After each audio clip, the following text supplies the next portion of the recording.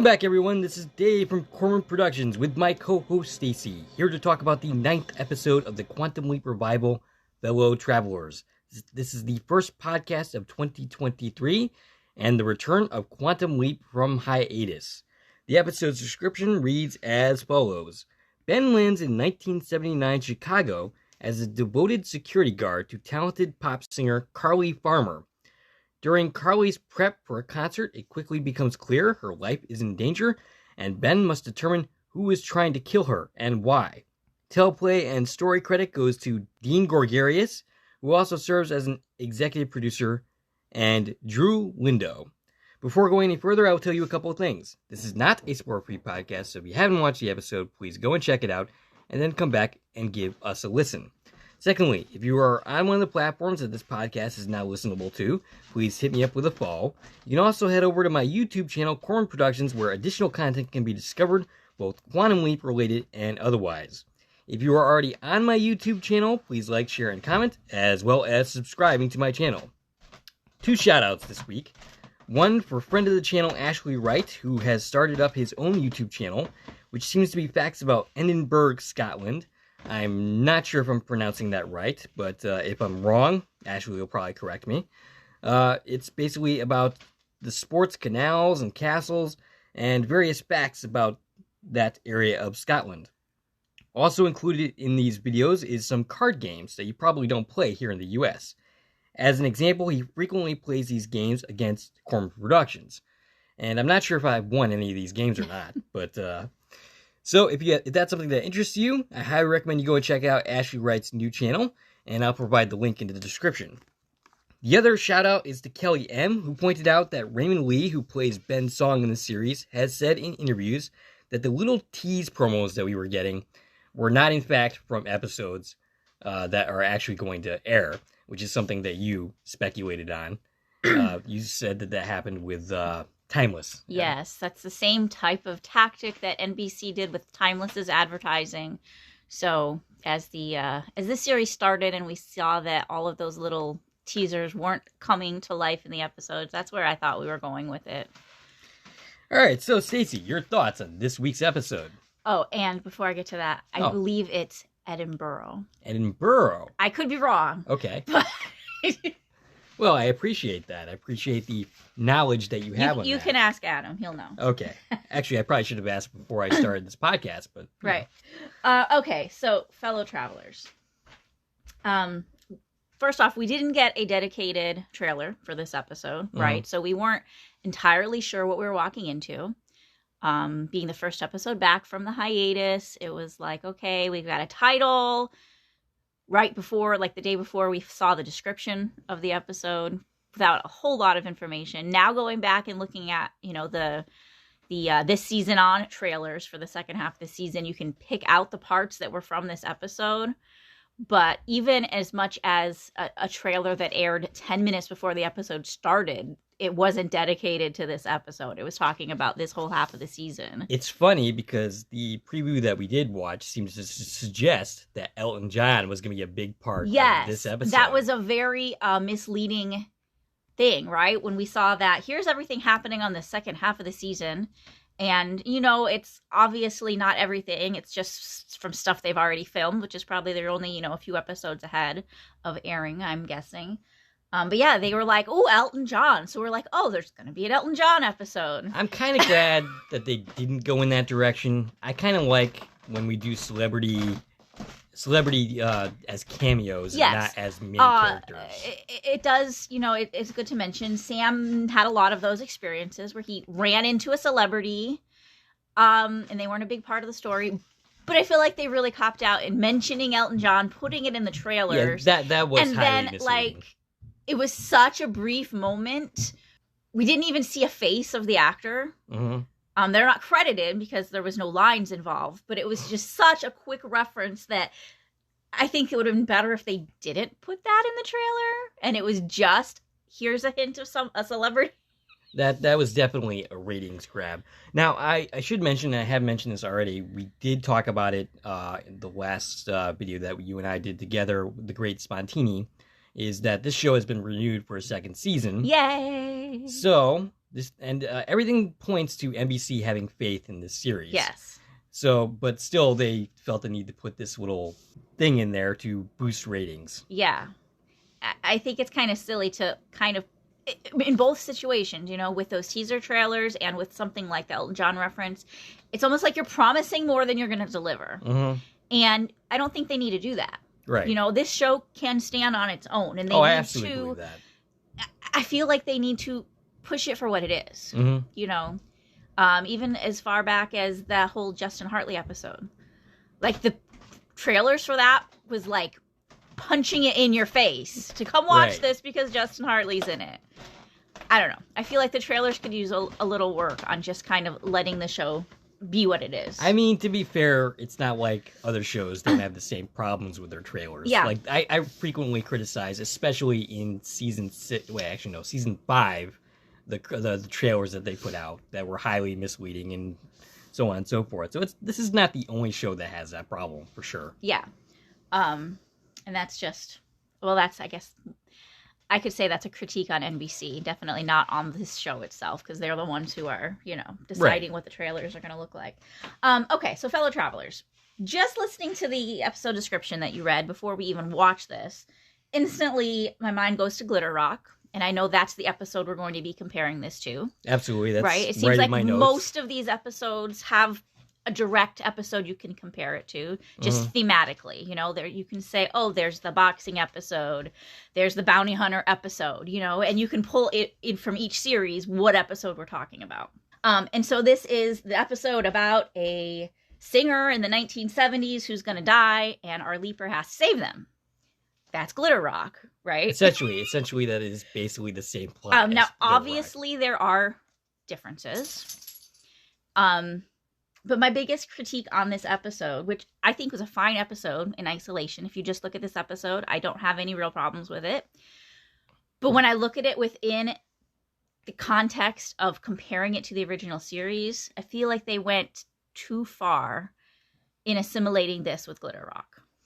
Now, and we can talk about those points, you know, as we get to them. Yeah, but I definitely don't have that problem as much because I didn't watch that episode as recently as you did. Yeah, I just watched Glitter Rock recently, and I like that there's homages to old episodes. I like when there's callbacks. I like the Easter eggs, but I just feel like there's too much of it in this episode. To the point where it's almost a carbon copy, you would say? Not quite a carbon copy, but it felt like it lacked originality.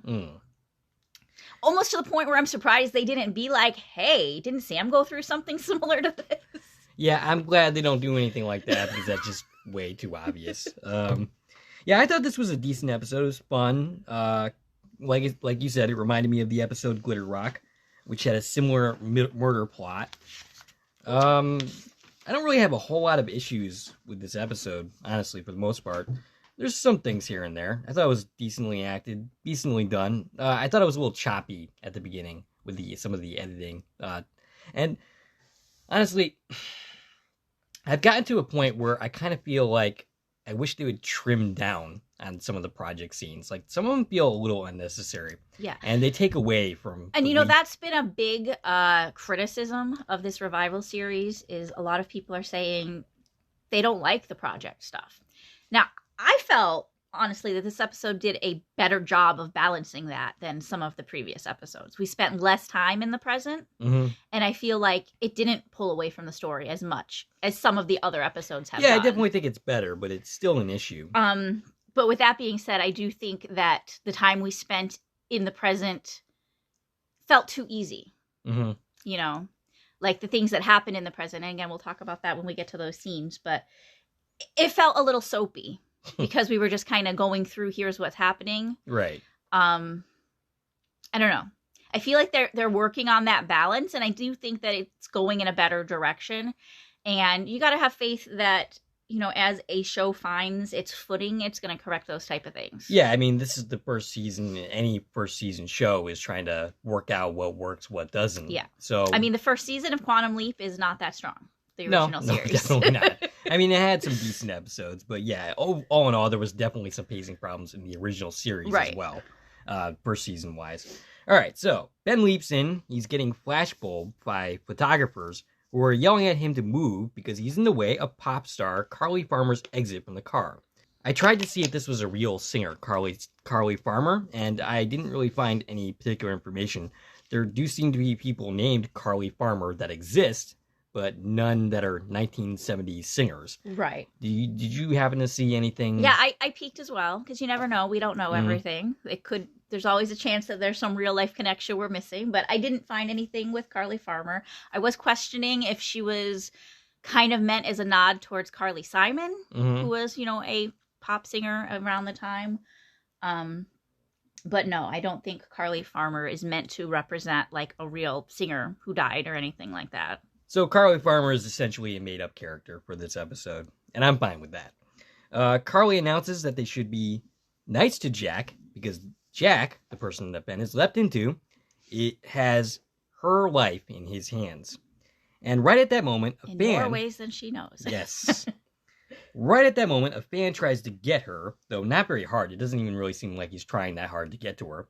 Ben immediately stops her, doing a job very competently for someone who just got there and has had no training whatsoever. But Trevor, who I guess is her manager, is Trevor her manager? I'm not even really sure the connection. Trevor's not her manager, but we don't learn that until way later. Yeah. How many times in my notes I said, is he the manager? So yeah, right. At this point we definitely don't know who Trevor is. So who exactly is Trevor? Well, we'll talk about that when we find out in the episode. Okay.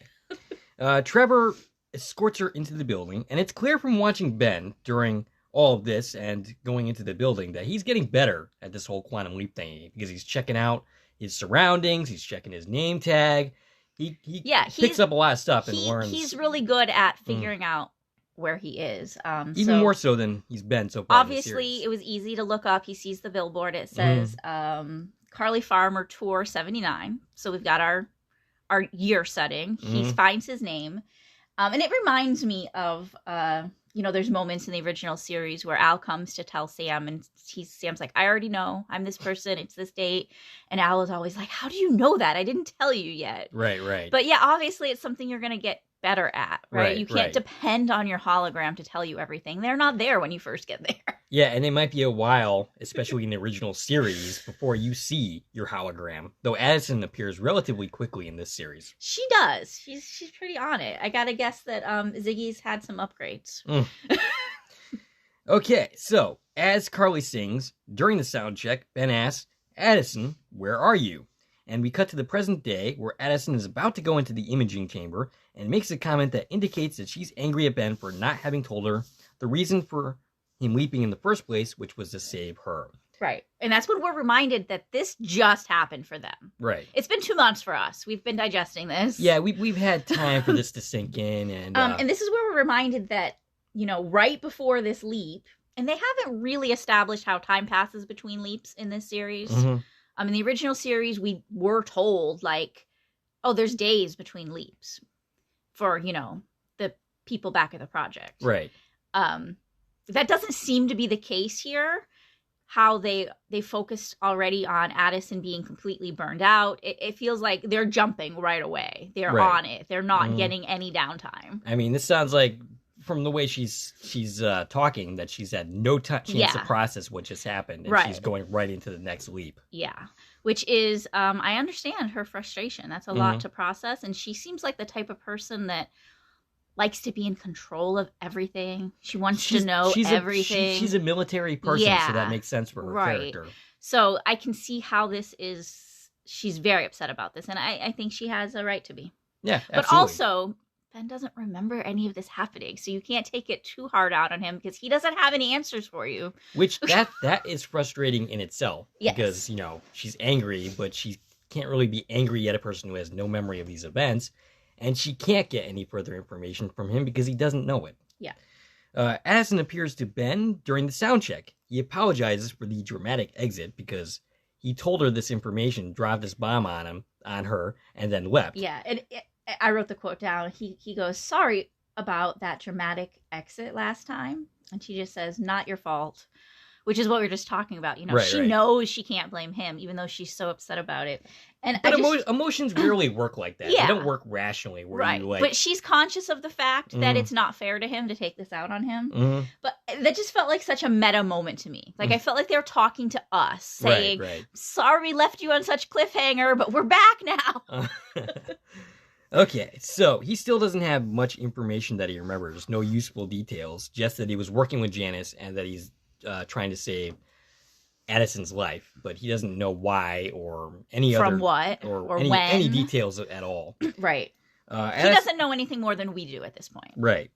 Addison wants to focus on the leap, but he tells her everything he already knows about himself, like you already said, so that they can go back to the conversation. There's just one problem. Carly is about to die during the sound check, and this is a moment where Ziggy is actually good at his job, or her job for a change.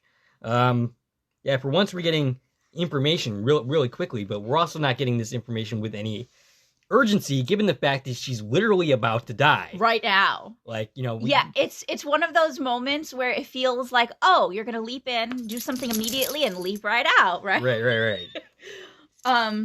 So yes, so Carly's on the stage, she's doing the sound check, she's singing a song, and the song is, she's talking about traveling, and she wants to sing her way back home, and instantly we have our first connection to Glitter Rock.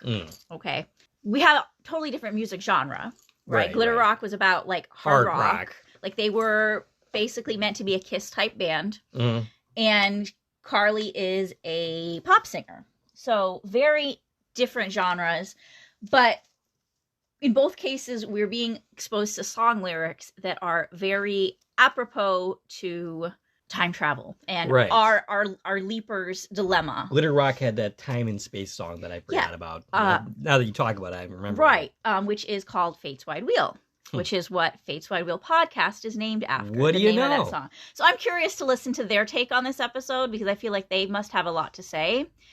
Because I imagine Glitter Rock is one of their favorite episodes that they named their podcast after it. Oh yeah, absolutely. So we just discovered the origin of our, I wouldn't say rival podcast, but our sister podcast or brother podcast. I don't know.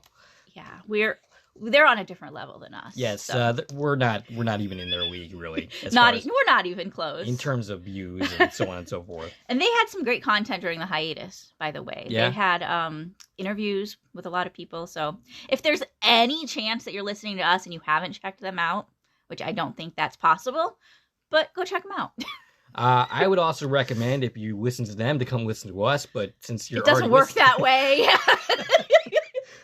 You can't blame a guy for trying. But hey, Fate's Wide Wheel, if you happen to hear us, we would love a shout out on your podcast.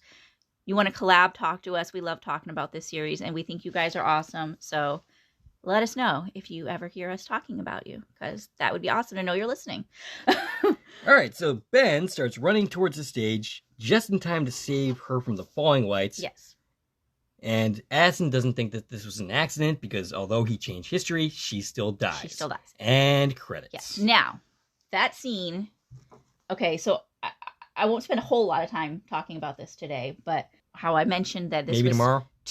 How this was too much akin to Glitter Rock. Mm-hmm. Okay, so we have the song, we have, we've got the connection that we have this song about traveling and time and all that. This scene is literally an identical scene to what happened in Glitter Rock.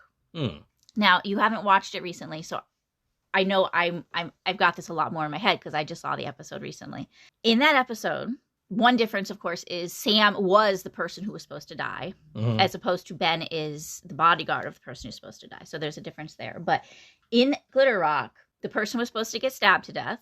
That was the original timeline. And then Sam changed something where they were going to die on stage. And Sam almost died on stage during a sound check by a light falling on him. Oh, okay. The exact same scene happened in that episode. Wow. So that's actually, I wouldn't even call that a homage. I would just call that copy and pasting, basically. Yeah, that's what I mean. Like, it was just too much. Like, any one of these things, would be...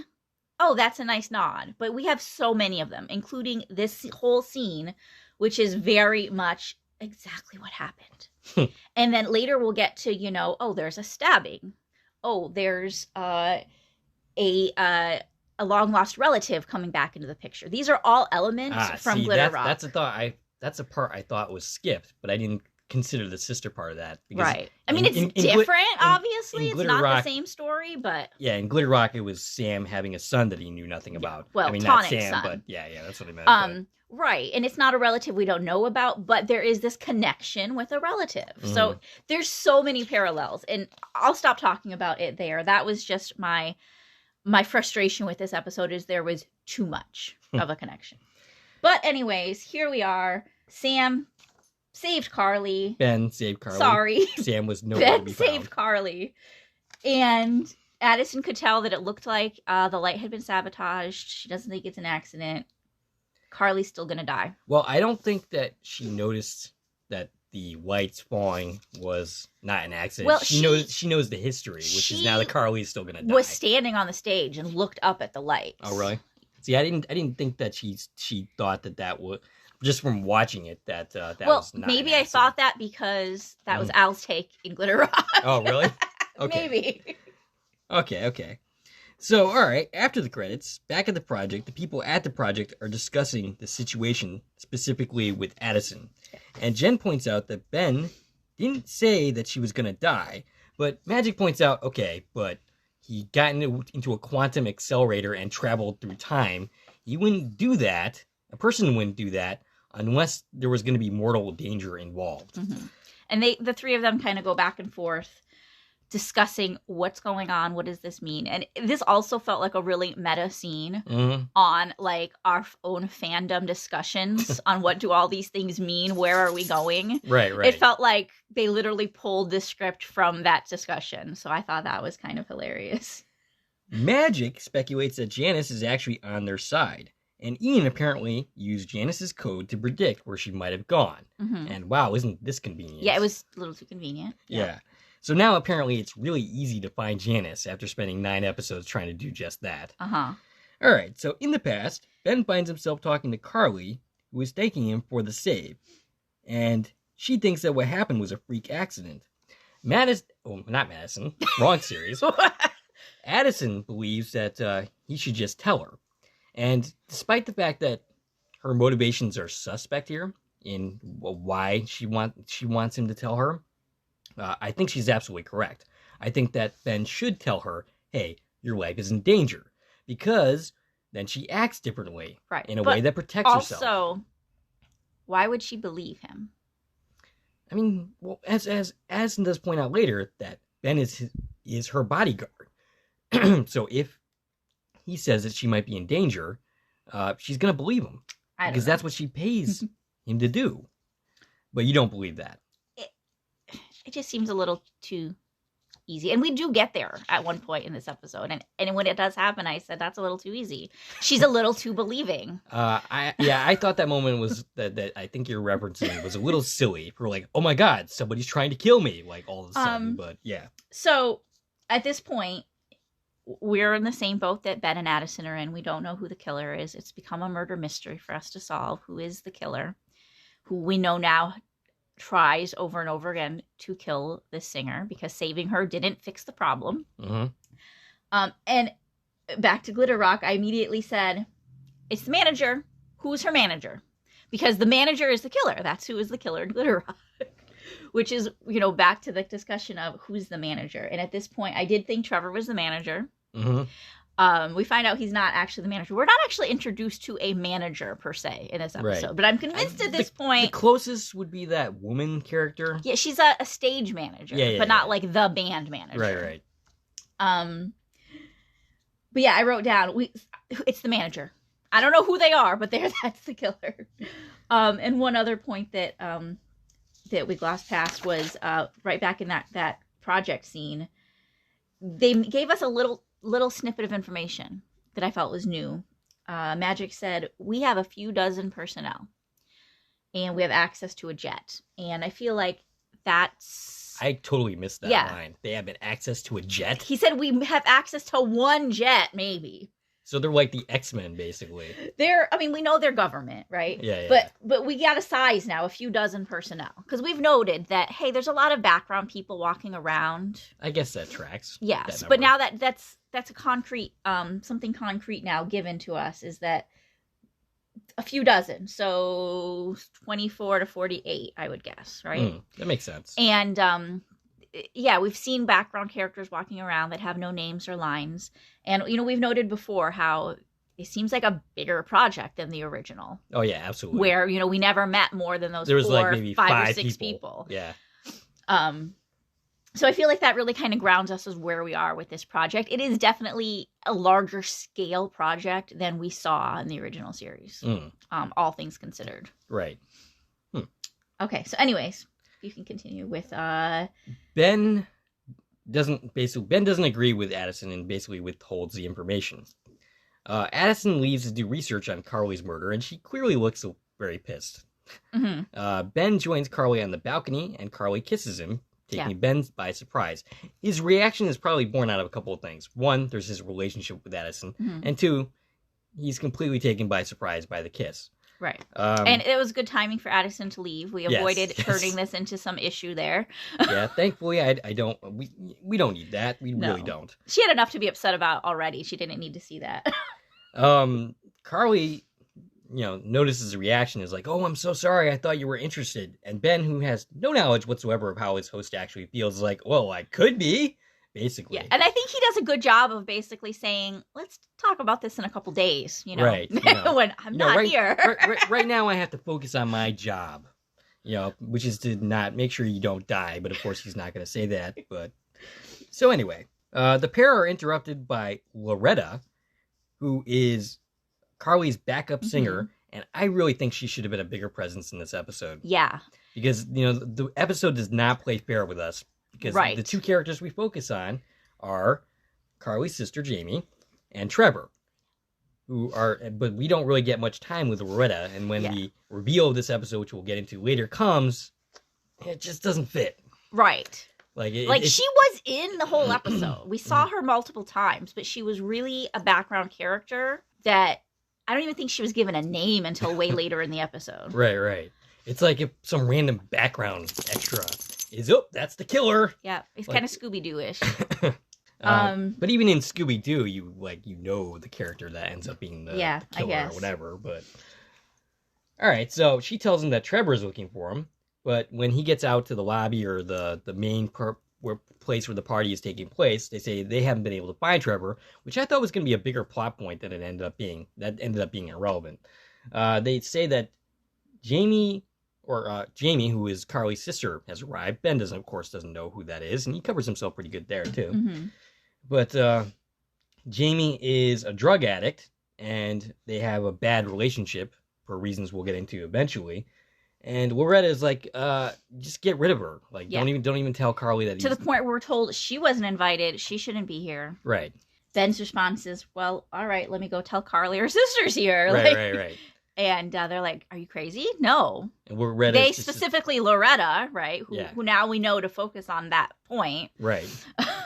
Don't tell Jamie. Don't tell Carly. We don't want Carly to know that Jamie's here. And we now know why she doesn't want Carly to know. But we've got the sister Jamie. We learn not great things about her, right? We're not told anything positive at this point. Which is suspect in retrospect. Because of who's giving this information. But yeah, we find out that she's basically a drug addict, and later we even find out she has some mental health problems and checked in some facilities and so on and so forth. Ben goes and finds Jamie, and Addison arrives to tell him that Jamie is Carly's murderer. As Ben is meeting her, he's like, "Oh, I've heard such great things about you," which is kind of funny. Yeah, and Addison's, according to the court records, Carly is the killer. She was tried and convicted for murdering her sister. Now, when I'm hearing this, I'm basically like, no, there's no way that she's actually the killer. This is way too easy. It's because it's too easy. It's too early in the episode. But also, she had to go back to the project to get that information. Right. That seems to be that should be the first thing that Ziggy should have pointed out. It should have been in the same breath. Oh, she still dies. She's stabbed by her sister. Yes. Like, you should have known that part already since she Right. was tried and convicted. You would figure that in the same article that discusses her death, however Ziggy found this, that information about who was convicted of the crime would be there as well. So, I mean, I get going back to get the details, but like that bullet point should have been obvious the second that they made this history happen. Addison has this hand lake thing, which is supposed to give her information and doesn't ever seem to do that. I hate the round hand link so much. I hate it so much. Listen, I hate it so much. I want it gone. Any other version of the hand link is acceptable to me. Get rid of this circle thing. It looks like a buzzer for a game. That's all I can see. I feel like she's trying to like play Taboo or something. Maybe she is. Maybe that's why Ziggy never has any information. And they had these close-ups on it when they were sitting in the sound check, and like there was a mute button. She hit mute so it couldn't hear I'm assuming that the project couldn't hear their discussion, you know, when they were talking about their personal stuff. But like, there's a mute button. Great. I don't see a place for you to. Where is the dialogue happening on this little round circle? Yeah, I'm convinced that the reason she has to keep going back is because that's actually a game thing that you were just talking about. She forgot the real hand link. And so there's no actual information on that. She's just, wasting time, which could explain why she's so useless in a lot of this series so far. All right, so Jamie received an invitation, which Ben lets her think was just part of a work party and not close friends, despite Addison's objections. Actually, what she objects to is she also got a ticket, and Addison wants Ben to let her know that was not a mistake. But Ben lets her think, oh, yeah, no, that totally wasn't a mistake, you getting that ticket. And this makes sense from Addison's point of view. This is the killer. You don't want her to come to the concert. You want her to be far, far away. Yeah, this point makes more sense to me than the earlier point of this time I agree with Ben in not telling the information this time around. And actually, they don't know if this was a mistake or not, really, when it comes down to it. They have no idea who sent this invitation or what the intentions were. Maybe, for all they know, Carly was reaching out to her sister and wanted her to come to the party. Yeah, Addison is a little too quick in my mind to just, dismiss this. Yeah, but also, she thinks this is the killer. Yeah, but even she should think this is too obvious. Like, why? I don't know. All right, so Addison thinks that, Carly's a killer. Ben doesn't think so. And Addison points out that, not all killers look like killers. Right. And specifically references the Justin Hartley episode. Yes. And thinks we got a nice callback. That Ben has poor judgment. And, I almost think she's a little jealous. Maybe. In the fact that he seems to have this poor judgment to beautiful women. And I can't kill Ben for that because I have the same problem. Presented with a pretty face, it takes me a little while to see that person is not... Is a murderer? Well, I mean, honestly, I never suspect that. I haven't actually come across any murderers at my job, for instance. You know of. That's true. For all I know, they could be serial killers. And I would never know because they're pretty and I get lost in their eyes. Okay. So Ben convinces Addison, just humor me. Right. Let's dig into this case. Mm-hmm. Tell me all the facts. We see an interview with Carly, and she ends up crediting Jamie with writing a lot of her songs and says that she's the true talent of the family. And this is actually intercut between the Addison and Ian scenes. Yes. Where Addison goes to Ian and says, let's tell me everything you know about the court trial. And let's find evidence that this was a frame job, which Ian is really eager to do. So yeah, it's a brief scene. And this is really our whole Ian of the episode, which, everyone's either going to love that or hate that. Right. But we learn here that Ian is a conspiracy theorist. Mm-hmm. They don't believe in facts, and they are eager to prove that anything on paper is wrong. Now, I found Ian's reasoning for that interesting. He ties it into... ties it into their gender identity and the fact that half the population believes in the gender standard. I'm not sure how to phrase this exactly, but yeah, he basically thinks that since half the population is willing to go along with how people view gender, that they say that's why I don't believe in facts. And I found that reasoning interesting. A little weird to tie it into this specifically, but it makes sense coming from Ian's point of view. Right.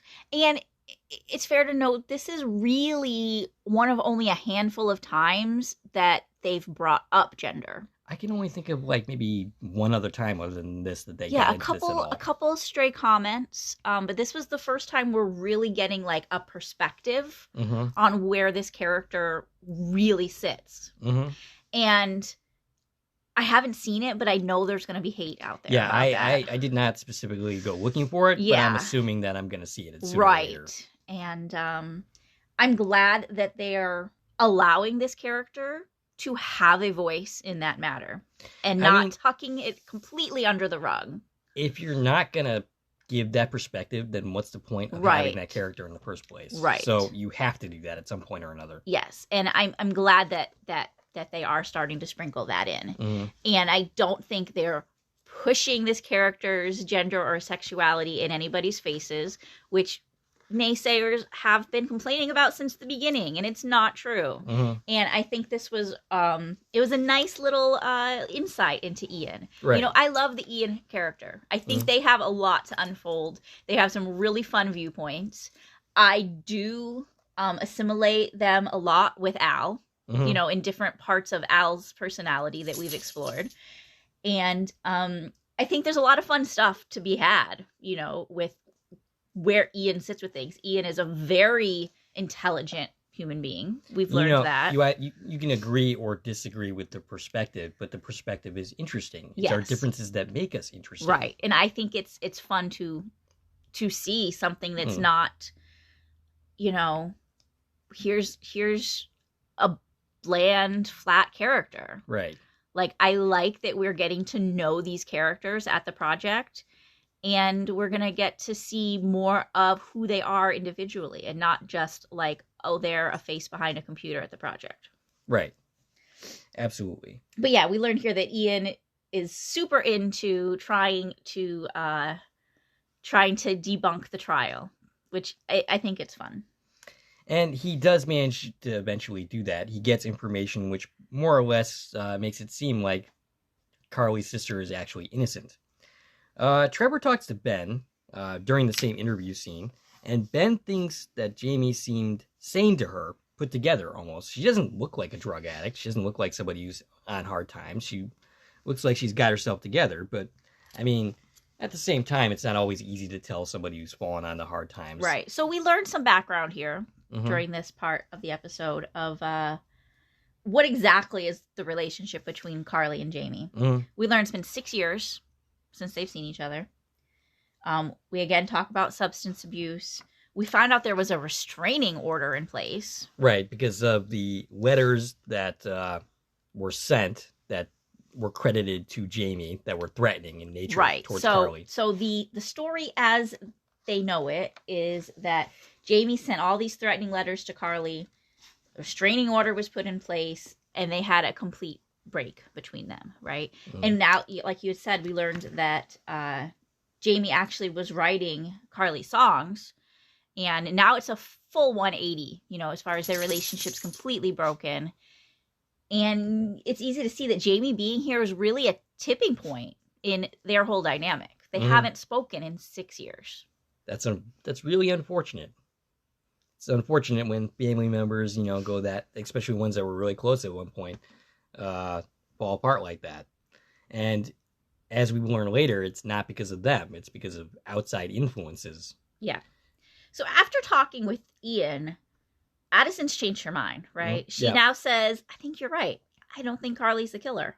Well, who do you think the killer is? I mean, she quickly points the finger at Trevor. Who has something to gain from Carly dying, which is, I guess, a bunch of money, like $50 million, I think was the quote. Tens of millions was what I wrote down. He's prone to make tens of millions of dollars when Carly dies.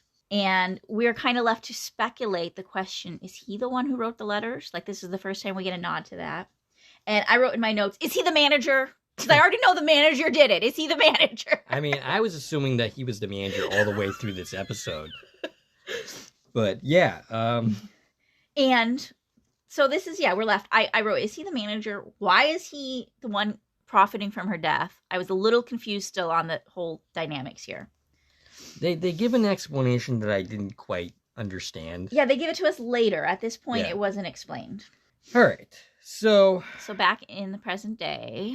Yes, we are at some resort area somewhere. Which I thought we were still in a commercial when this came back. Because it was like, this setting is wrong. Too pretty. Yeah. We're somewhere outside the U.S. We don't specifically get a location. Though I looked at this screen cap when we come back to them again. And I noticed the restaurant. And I looked that up. But we see Janice enjoying herself. And she's asked about the Wi-Fi password, which she does not know.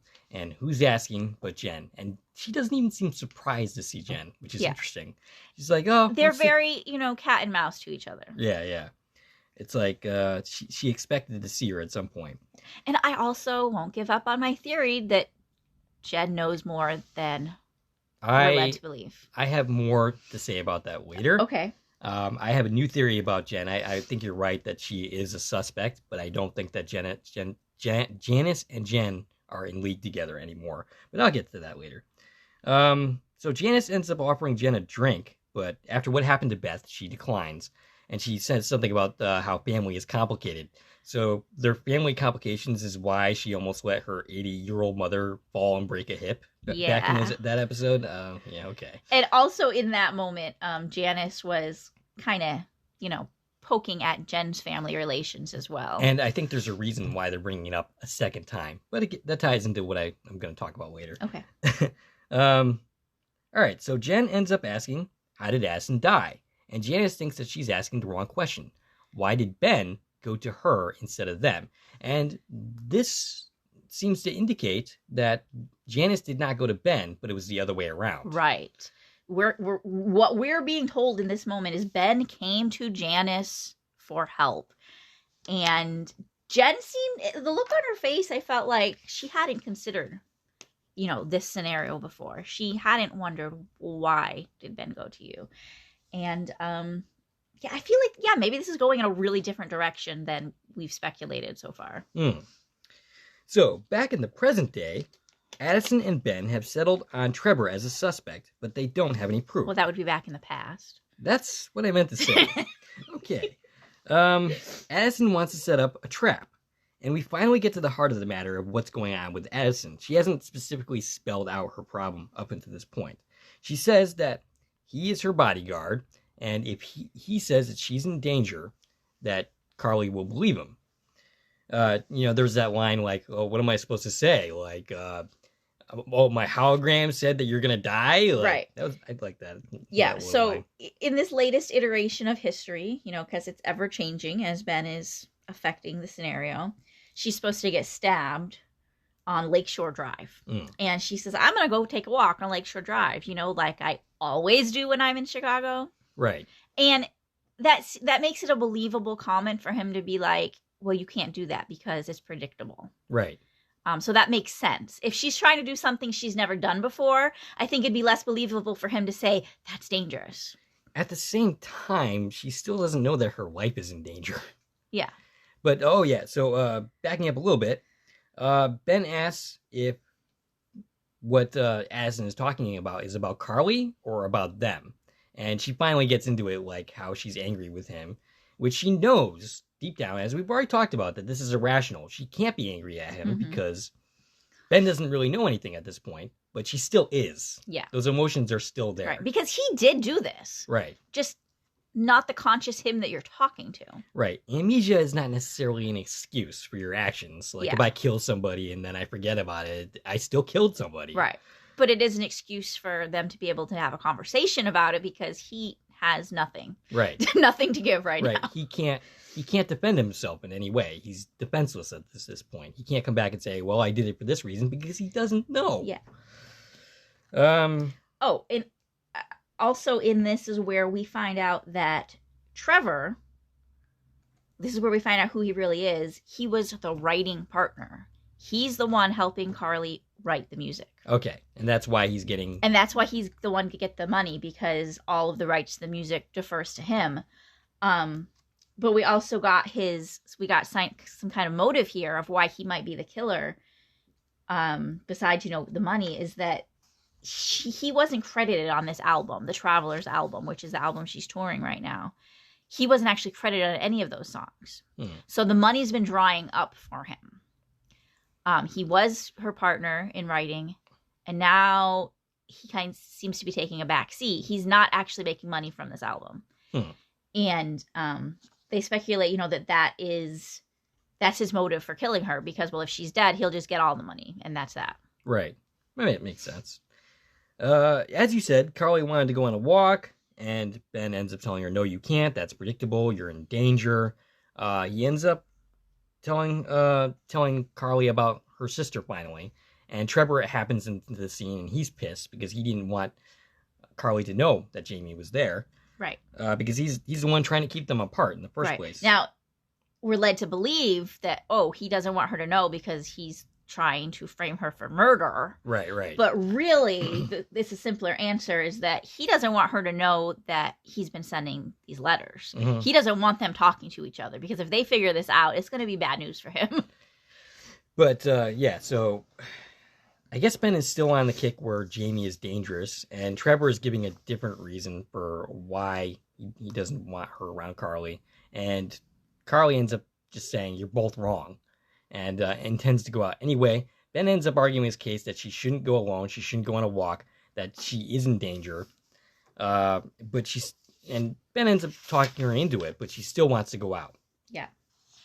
We have a scene between Addison and Magic, who reveals his own anger about the situation and Ben not telling them about, why he left in the first place and that Addison was in danger. And he says this to basically say, hey, look, we both have these feelings.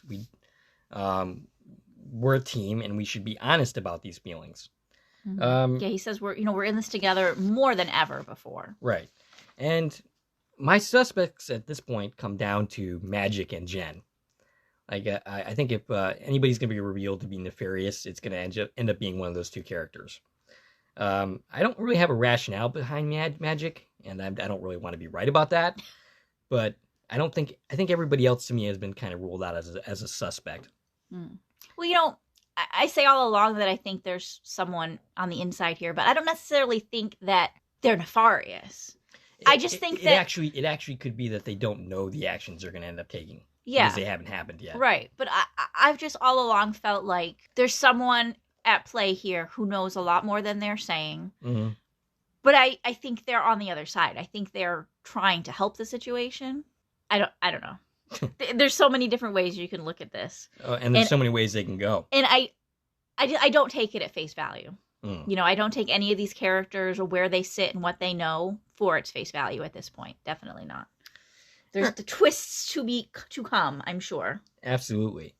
So we have a scene with Carly's friends, with her coworkers, which includes a brief moment for Loretta, and it's one of the few moments in this episode where she's characterized at all. Yep. Other than the one moment we saw her way earlier. Addison appears to reveal that Trevor was the one who wrote the threatening letters and wants Ben to tell Carly, even if he can't prove it. Let her know and let her decide what to do about it. And this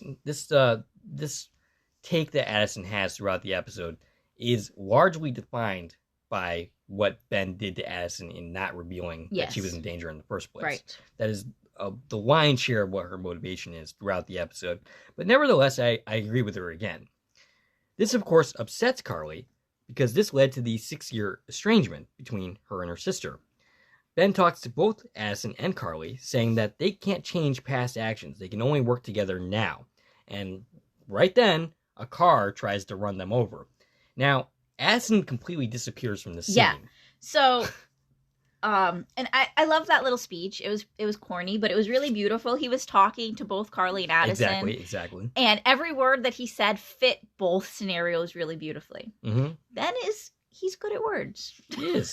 So yeah, the car comes. Ben asks Carly, did you see the driver? Neither of them saw the driver. Who was driving the car? We don't know. Hey, Addison, where did you go? Addison, did you see the driver? I mean, she could center in on him. Right. Did and you figure out follow who the them? Heck it is. And this is what I wrote. I said, sorry, Addison, you are so bad at this. Right. Al would have at least followed that car. Right. He'd have been like, Ziggy, center me on that driver right now. Right. And she just completely disappears from the scene. And we never hear back from her. Right. To that moment. Right, You know, right. like, what did you see? Right. Yeah. Like, so you could literally get in the car. that's another moment that they could have made use of Addison and make her useful. And really, And they failed to do it. throughout this episode, you have suspects. Mhm. Why is Addison not eavesdropping on these suspects, seeing what they're up to when Sam or Ben's not in the room? Right. Even in Glitter Rock, Al went to the suspect's apartment to get intel. Oh, and from nearly getting run over, Carly makes a decision that someone is trying to kill her. And it's just weird that she picked this moment to decide that somebody is trying to kill her. Because for all you know, that person could have just been driving fast down the street. Right. Like, I don't understand why she decides right then that somebody is trying to kill her and going all the way back to the moment where the lights fall. It's weird. I think you were talking about that earlier, too. All right, so Carly goes to confront Trevor, revealing that she knows who wrote the letters, and Trevor says he did it to try to protect her. And then Carly fires him. Yeah. And in this scene, he also admits his love for Carly. Mm. Now, we know Carly's got something going on with her bodyguard, something starting. Right. We now hear that Trevor's in love with her. So there are some romantic motivations leading the story triangle here. So Trevor could still be conceivably a suspect at this point, and I think Ben still thinks that he is one. I think actually at this point that he thinks he's solved that problem. Right. And Carly seems to think that it was Trevor driving that car at this point. Right. All right. So Carly tells Ben that she lost her sister for 6 years based on all these things, and she doesn't think that she can get the time back. But Ben tells her that, okay, maybe you lost those 6 years, but you still have plenty of time that you could spend with your sister and not to be afraid and to reach out to her and call her. Yep. We cut to Jen and Janice, and we see a sign of where they are sitting, which reads Estrella Dorado Cantina.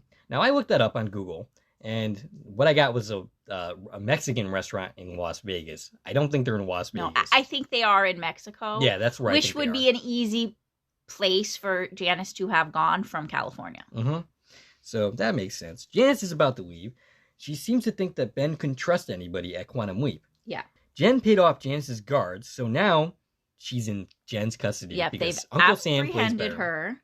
And, yeah, she's basically straight out says, Ben couldn't trust the team. Do you trust anybody? Mm. And I think maybe now Jen, who is also very intelligent, obviously all of our Quantum Leap employees are very intelligent people. I mean, you kind of have to be to work on this type of project. Right, but her wheels are spinning. And I feel like this is foreshadowing that she might have some extra suspicions about her team members coming up, you know, where she's kind of being told to question, who can you trust? All right, so the next morning, Jamie shows up to a reunion with her sister. I half expected Jamie to take out a gun and to shoot Carly at this point. I just thought, like, something bad is about to happen here. But nope, it's just a touching reunion. Until Addison shows up to reveal that Carly, once again, is still going to die. She's still going to die? You mean firing Trevor didn't solve this problem? I guess not. I mean, you know, usually when you fire somebody, it gives you more motivation to kill somebody. But and even worse, the knife is no longer found in Jamie's hotel. It's found on Jamie herself this time. Yep. So the stabbing happens backstage tonight. So we've delayed the death another day. And the knife is found in Jamie's coat pocket. But I don't think that Ben actually thinks that Jamie is responsible. He doesn't. This time. He still has to, you know, he thinks maybe, but he doesn't really believe it. And this is really the moment I was referring to, where it seems like Carly just really is ready to believe anything that Ben says. Mm-hmm. And he says, "You're going to get killed tonight. You're going to get stabbed." And she's like, okay. Now, I get that she feels like her life has been in danger, but why would you think that he would know that you're going to get stabbed tonight? Right. Like, that seems too... It's like, you know too much. Right. I didn't even really think about that. At that point, I'd be like, maybe you're the killer. Yeah, she just goes right along with it. Ben ends up recommending canceling the concert, but Carly doesn't want to live in fear and thinks it would be a good way to catch the killer. Use herself as bait, which is oddly enough what Addison was suggesting earlier. Right. Carly and Ben arrive for the concert. The stage manager wants to know, when does Ben want the house to open? And Ben says, not till Carly is backstage. Trevor is still at the hotel, according to Addison, and they figure at this point that Trevor isn't the real killer. So Ben ends up calling, and he actually thinks back to a moment earlier in the episode where Trevor is surprised by the invitation. Yes. And so it wasn't him that wrote the invitation. Right. So, he didn't seem to know about it. And also, Jamie gets there. Oh, and he pats her down. Ben pats her down. So he's looking for that knife. He says, I don't think you did it, but let me just make sure this knife isn't already in your pocket. I'm going to feel you up anyway. I mean, let's face it. And she didn't seem to even notice or care. Right. I mean, maybe she's just used to that sort of thing. Well, he is a bodyguard, so... Right. Well, he does give pat-downs for weapons all the time, so just to be on the safe side. All right, so he ends up calling Trevor and asking, who else knew about those letters besides you? So he realizes the person who wrote the invitation knew about the letters. It's written on the same typewriter, because, you can tell that back then. And he realizes that it's not Trevor, but Trevor must know who it is. Right. Because who else would know about the letters? And he's very blunt with Trevor on the phone. He's like, listen, someone's going to kill her tonight. You know who it is. It's whoever you told about these letters. And Trevor takes forever to finally reveal because he's like, what are you talking about? You're crazy. Right. But he eventually reveals that the person who knew was Loretta. And we also find out that Loretta and Trevor have been dating on and off for the last year. Oh. Now, suddenly, all the motivations are very clear. Right. Loretta's the backup singer. Mm-hmm. So she's already going to be jealous of Carly. And now, the guy that she's been dating has professed his love for Carly. Oh, so there's I didn't even pick up on that. Yeah. So yeah, like this is where I was saying that I really think that Loretta should have been a bigger part of this episode. Absolutely. That she should have been characterized more. That we should have had her as it's real easy in the mix more. I mean, I'm taking all these notes, but it's real easy for me to see that a casual viewer would say, "Who's Loretta?" Right? Like they didn't even pick up on her. Right. I totally could see that being a problem right here. Right. I mean, she's basically a random person. Like I said, it might as well be a background extra and said, that's the killer right there. Yeah.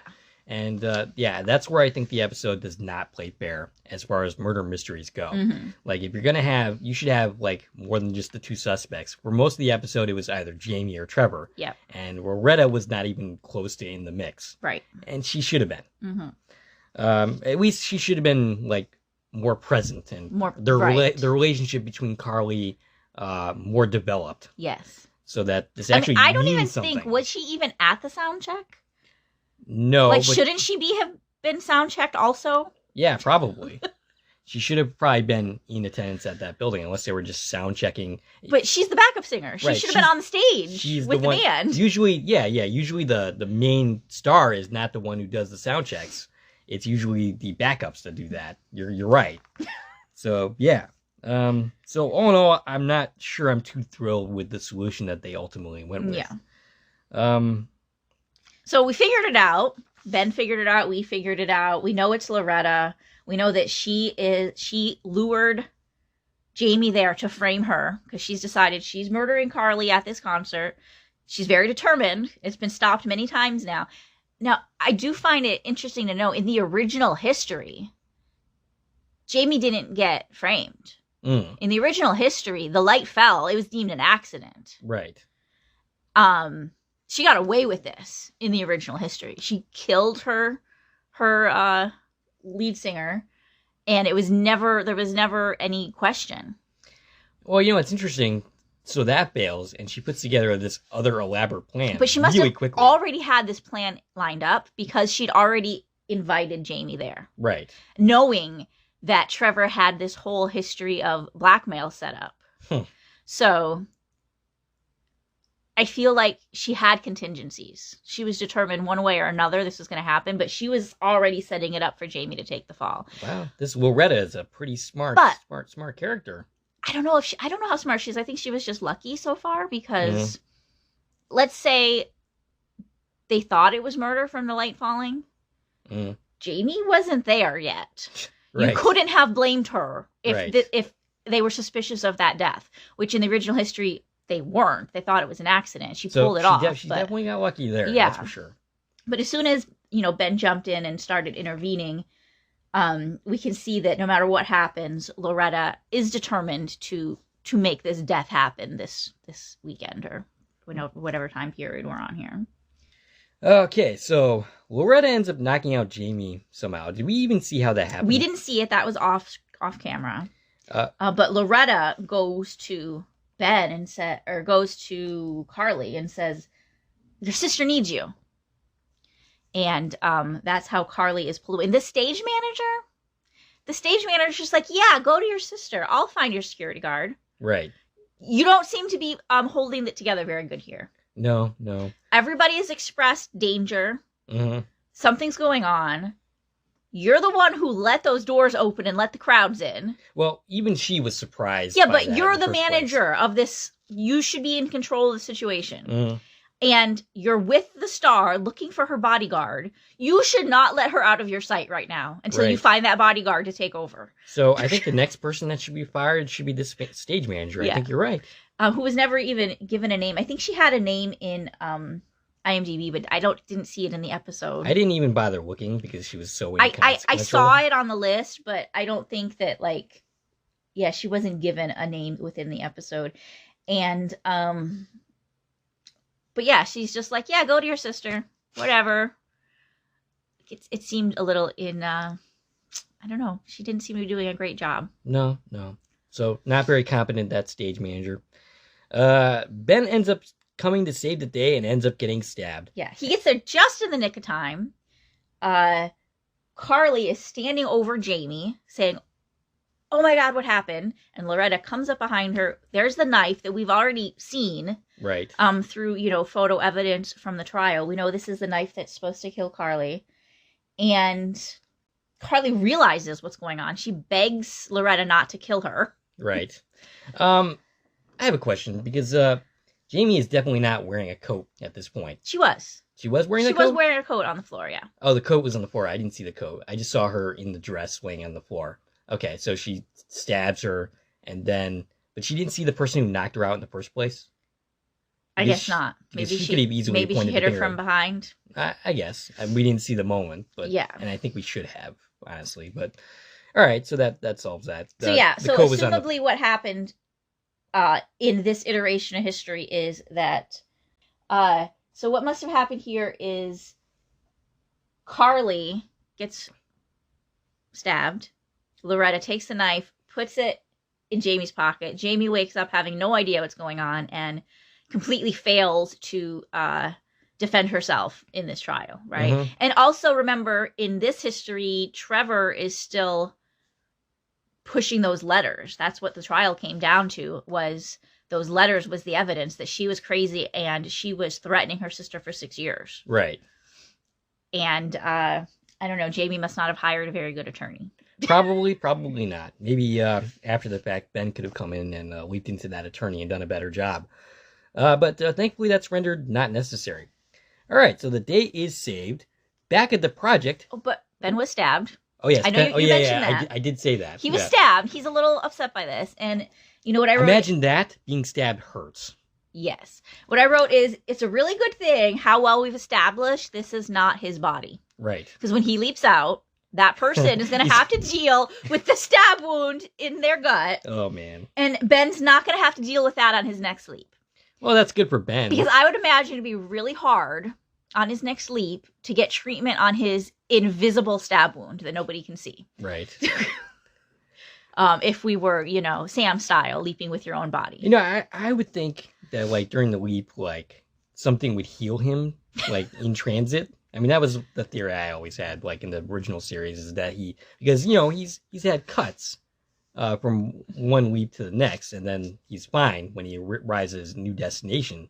So I think there's like some kind of healing that goes on during the leap, leaping process. It goes back to the whole, they were never clear on what exactly was going on in the original series. But in the series, we have a very clear stance. It's not his body. He's going to leap into his next host and be perfectly fine. We don't need to worry about Ben. His host is going to come back and he's going to have this stab wound that he has no idea how he got. And have no recollection of any of these events. But know that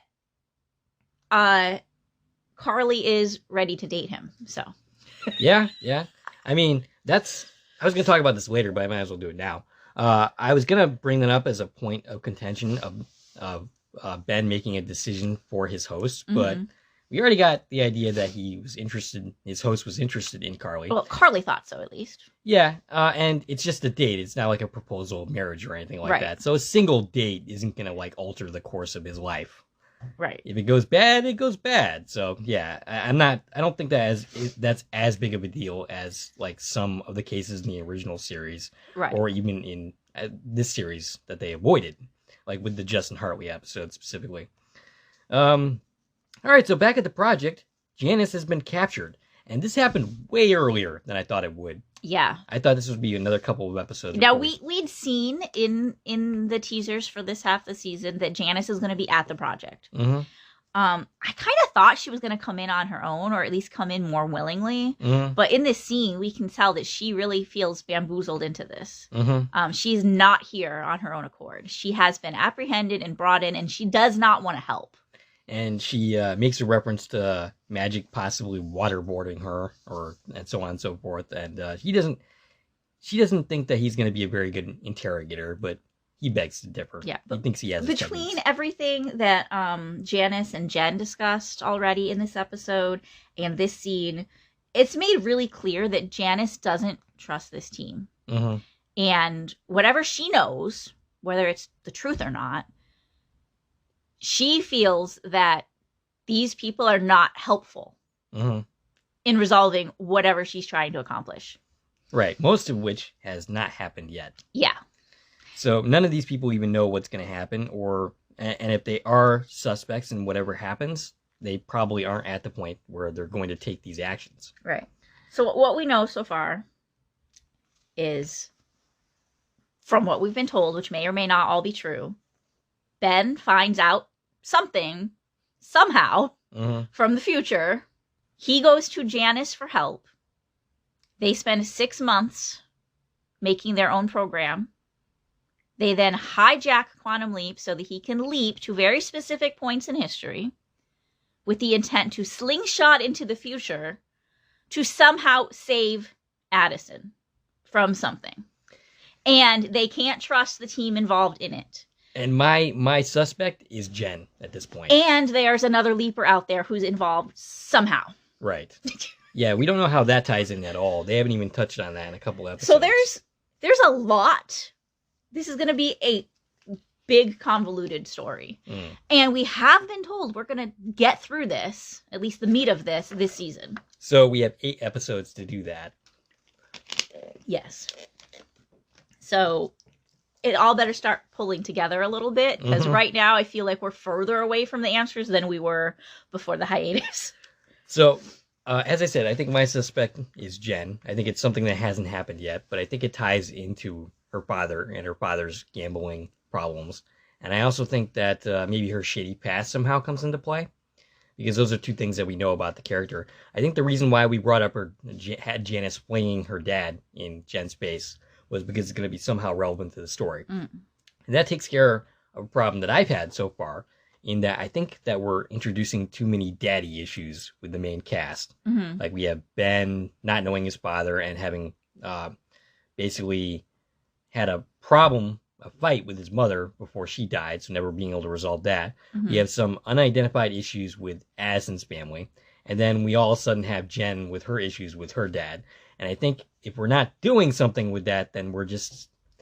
I understand introducing pathos and trying to have some drama with the characters, but I think it has to have some relevance. And if we're just all giving them all family issues, like with their parents, I think that's not creative enough.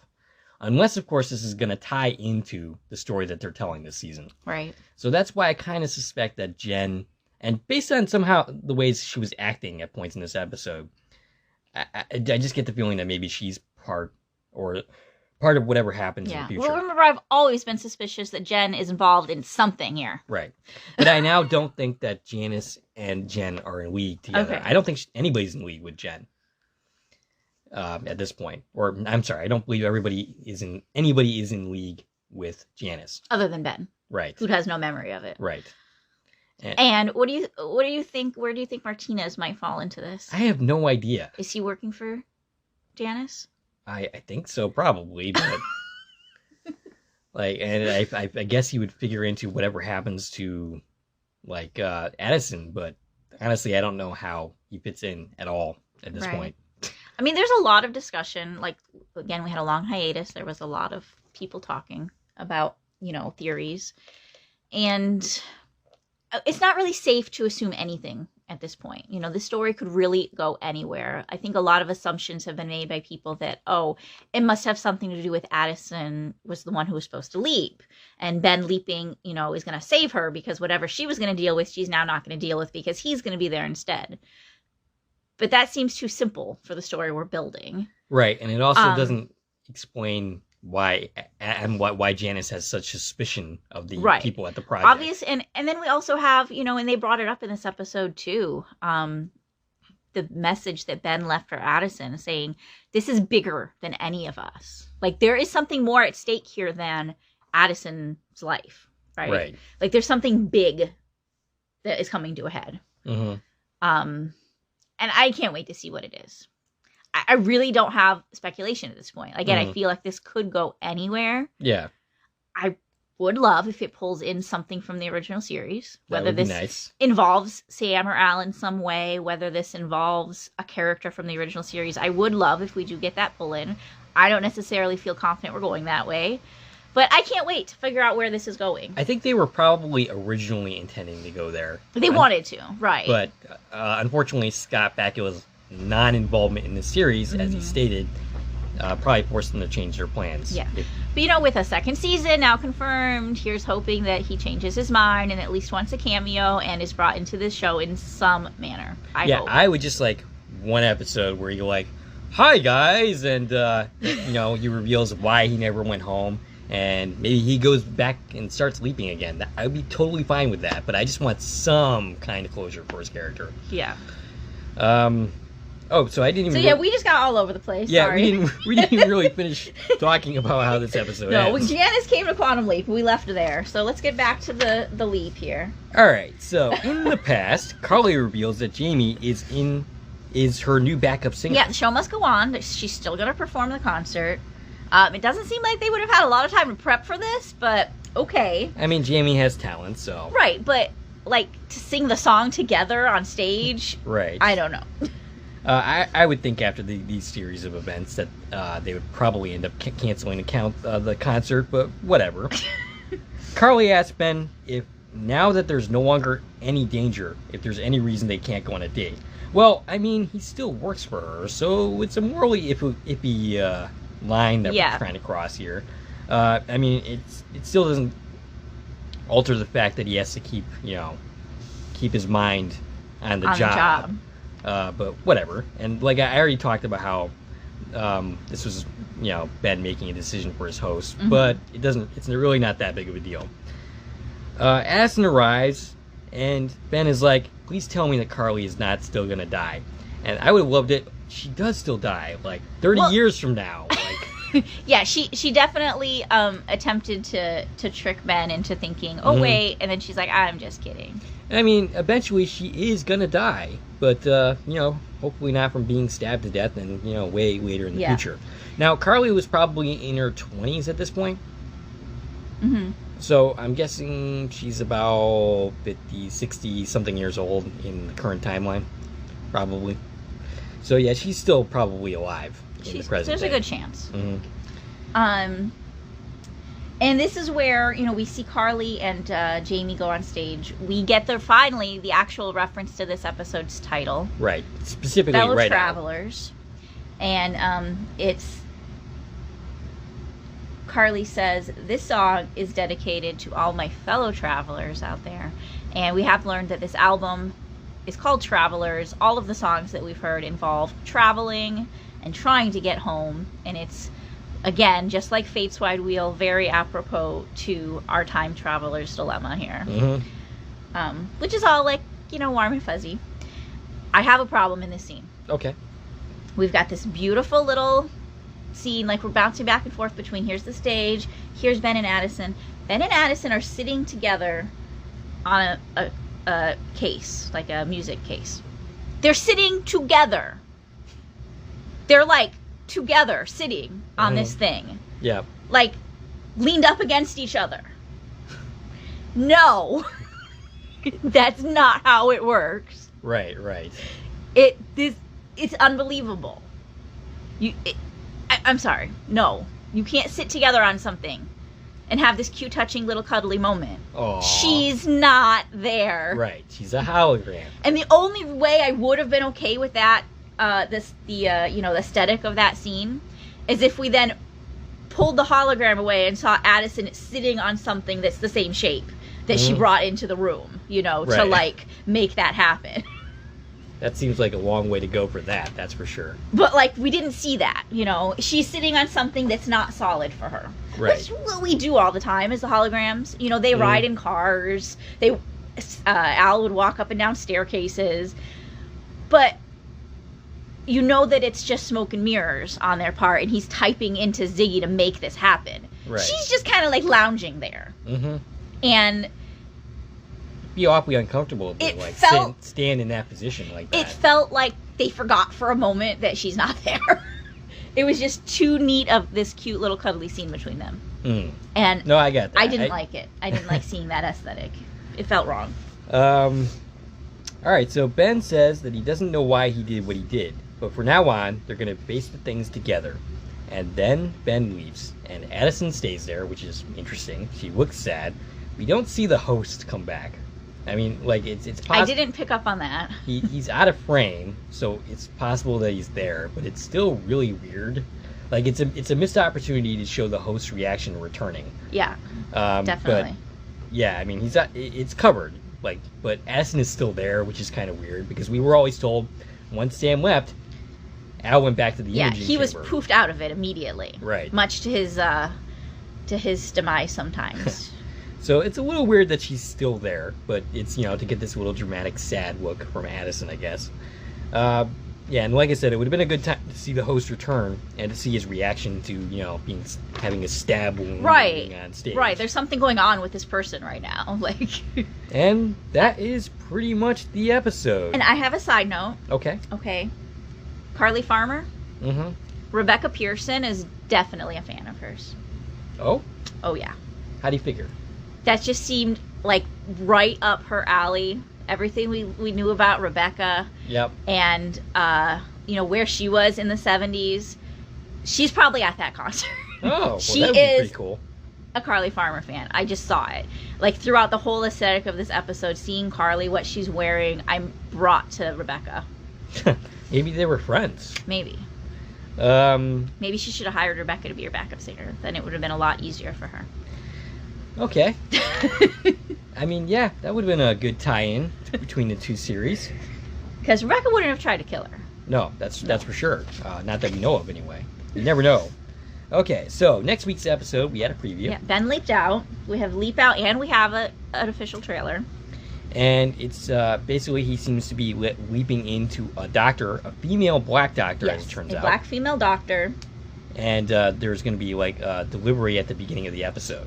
Ben's going to have to deliver a baby, like, outside in a car, because the actual doctor that's supposed to come, the obstetrician, isn't there. And then in the trailer, we see that whole delivery scene probably isn't the focus of the episode. It's more of, like, a cold open, I think. Yeah, I think that's just a cold open. I don't think it has anything to do with the rest of the episode. But it's funny, because that cold open delivering a baby was focused in that trailer, like the here's what's to come on this season. Right. Along with Elton John, who was just, a guest at that party that we mentioned for half of a second. So it's another case of misleading. Yeah. But yeah, it seems to be some kind of medical problem that Ben has brought into the fix. So there were a series of victims. I think they said they're victims of a train crash. Mm-hmm. I could have heard that wrong. I didn't go back and listen to it again. There was some kind of accident. I wrote train crash. Maybe it was a plane crash. I don't know. There was an accident. And I was like, oh, this is going to be our House MD episode. Yeah. That's where we're going. You know what? It. Maybe no. Unfortunately, he's leaping into a black woman, so it's not House. He's a black woman who seems to be a young doctor, maybe even an intern. Yeah, I was thinking it was more like a med student. Yeah. I think I remember reading that somewhere. And I found it fun to note. So, my husband and I, if you've been listening, you know this. We're watching the original series. He's never watched the series before. We are edging towards the end of season 3 right now. And my husband is keeping tally on how many times Sam has leapt into a female and how many times he's leapt into a black person. Mm-hmm. Because he has realized that these numbers, up to where we are so far in season 3, are being kept on par. Really? Yeah. He's got an even tally right now of how many black characters and how many women. Almost like, you know, the writers were trying to keep a balance there. I mean, I wouldn't be surprised if that's exactly what they were trying to do. Yeah. And so he had asked me the question, well, did Sam ever leap into a black woman that can count on both of these lists? And I couldn't think of an instance. But here we go. Ben is doing it. So Ben is doing what Sam has never done before. Yes. Or at least not anything that we ever saw. Right. Yeah, I can't think of an instance where Sam leapt into a black woman specifically. Yeah. Not in the original series. He was usually a man when he was a black person, I think. Yeah. So, yeah. Next week looks interesting. It seems to be like some kind of medical mystery. Yeah, it's again, it definitely totally gave off House vibes to me. Like, we're going to be dealing with what's wrong with these people, how do we save them? Well, maybe we can bring in a Hugh Laurie cameo and have him solve the case. Now, Sam is a medical doctor. Yeah, I was just going to ask that. How much medical knowledge does Ben have we gotten any information about Ben's knowledge of medicine? I don't really recall. Yeah. He did save that woman in What a Disaster. Yeah, in the earthquake episode. So there was something going on. He has some kind of But I don't think we've been told, like, he has a medical degree. The way we were told Sam had a medical degree. Right.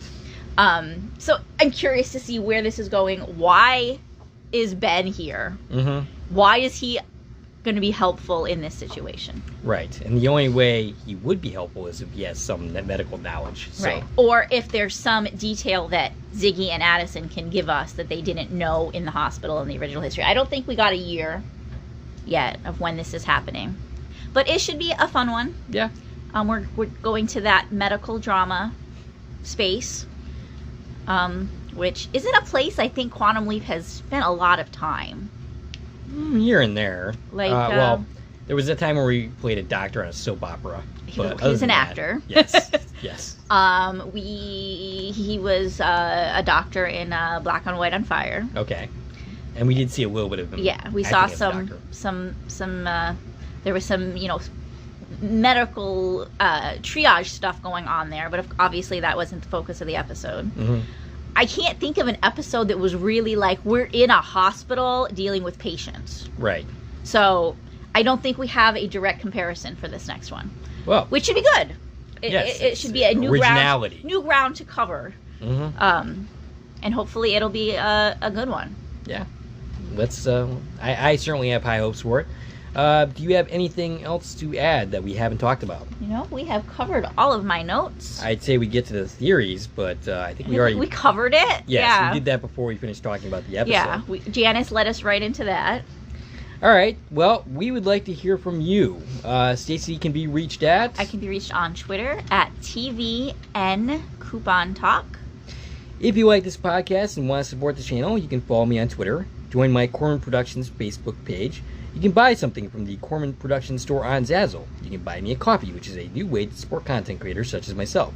And of course, you can like, share, and comment, as well as subscribing to my channel.